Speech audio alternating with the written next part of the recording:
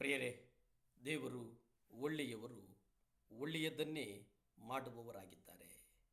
ಅನೇಕ ಮಂದಿ ಅದ್ಭುತ ಕಾರ್ಯಗಳನ್ನು ಮಾಡುವಂತೆ ದೇವರನ್ನು ಪರೀಕ್ಷೆಗೆ ಒಳಪಡಿಸ್ತಾರೆ.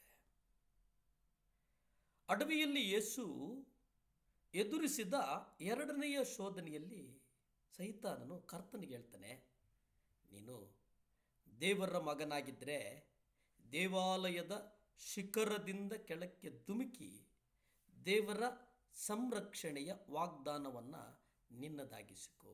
ಮತ್ತಾಯ 4ನೇ ಅಧ್ಯಾಯ 6ರಲ್ಲಿ ಬಹಳ ಸ್ಪಷ್ಟವಾಗಿ ಹೇಳ್ತದೆ, ನೀನು ದೇವಕುಮಾರನಾಗಿದ್ದರೆ. ಆಗ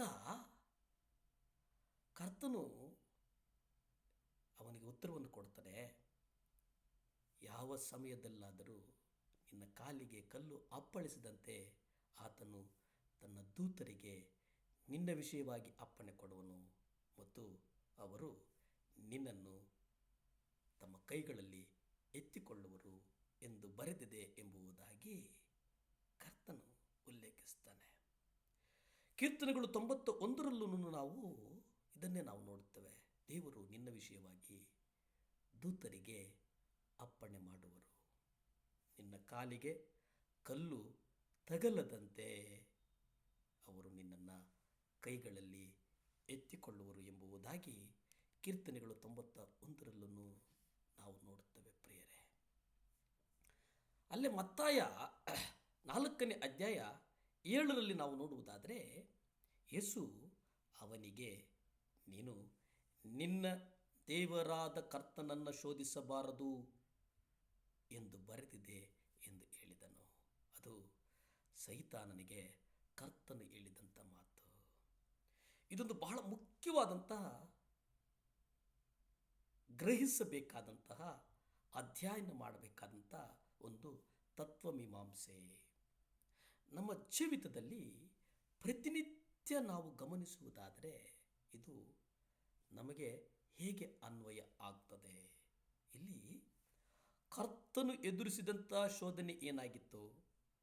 ಒಂದು ದೇವಾಲಯದ ಮೇಲಿನ ಶಿಖರದ ಮೇಲಿಂದ ಜಿಗಿದು ಎನ್ನುವುದಾಗಿ ನೋಡ್ತೇವೆ.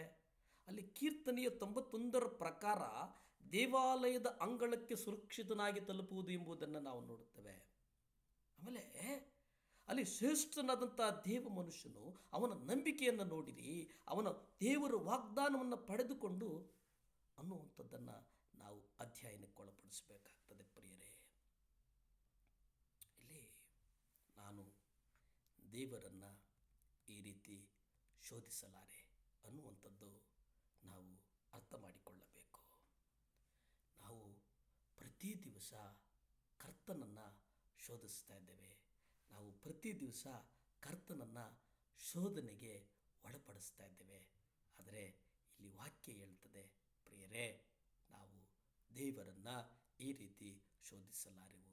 ದೇವಾಲಯದ ಶಿಖರದಿಂದ ಇಳಿದು ಹೋಗಲು ಮೆಟ್ಟಲುಗಳು ಇರುವಾಗ ಜಿಗಿಯುವ ಅಗತ್ಯವಿಲ್ಲವಲ್ಲ. ಇದನ್ನು ನಿರಾಕರಿಸುವುದರ ಮೂಲಕ ಯೇಸು ತೋರಿಸಿಕೊಟ್ಟದ್ದು ಏನಪ್ಪ ಅಂತಂದರೆ, ನಾವು ದೇವರು ನಮಗೆ ಒದಗಿಸಿರ್ತಕ್ಕಂಥ ಸೌಲಭ್ಯಗಳನ್ನು ನಾವು ಬಳಸಿಕೊಳ್ಳಬಹುದು. ಅದೆಲ್ಲದಕ್ಕಿಂತ ಮುಖ್ಯವಾಗಿ ದೇವರು ನಮಗಾಗಿ ವಿಶೇಷವಾಗಿ ಅದ್ಭುತ ಕಾರ್ಯಗಳನ್ನು ಮಾಡಬೇಕು ಅನ್ನುವಂತಹ ಒಂದು ಅಪೇಕ್ಷೆ, ಆ ಅಪೇಕ್ಷೆಯನ್ನು ನಾವು ಶೋಧಿಸಪಡಬಾರದು, ಶೋಧನೆಗೆ ಒಳಪಡಿಸಬಾರದು. ಪ್ರಿಯರೇ, ಅಪೊಸ್ತಲ ಕೃತ್ಯಗಳು 8ನೇ ಅಧ್ಯಾಯ 39ರ ಉದಾಹರಣೆಯನ್ನು ನೋಡುವುದಾದರೆ, ಫಿಲಿಪ್ಪನು ಕಂಚುಕಿಗೆ ಉಪದೇಶಿಸಿದ ತರುವಾಯ ಪವಿತ್ರಾತ್ಮನು ಆತನನ್ನು ಆಕಾಶದಲ್ಲಿ ಎತ್ತಿಕೊಂಡು ಹೋಗಿ ಅಜೋತ್ ಎಂಬಲ್ಲಿಗೆ ತಲುಪಿಸಿದ ನಿದರ್ಶನವನ್ನು ನಾವು ಕಾಣ್ತೇವೆ. ಇಂದಿನ ದಿನಗಳಲ್ಲಿ ಹೆಲಿಕಾಪ್ಟರ್ನಂತೆ ಪವಿತ್ರಾತ್ಮನು ಫಿಲಿಪ್ಪನನ್ನು ಆಕಾಶಕ್ಕೆ ಎತ್ತಿಕೊಂಡು ಹೋಗುವ ಕೆಲಸ ಮಾಡಿದನು.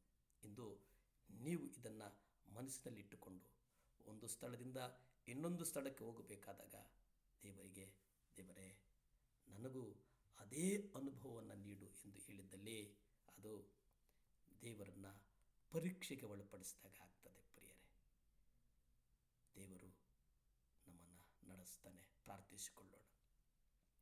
ಭೂಮಿ ಆಕಾಶಗಳನ್ನು ಉಂಟು ಮಾಡಿದಂಥ ಸರ್ವಶಕ್ತನಾದಂಥ ದೇವರ ಸ್ತೋತ್ರಪ್ಪ.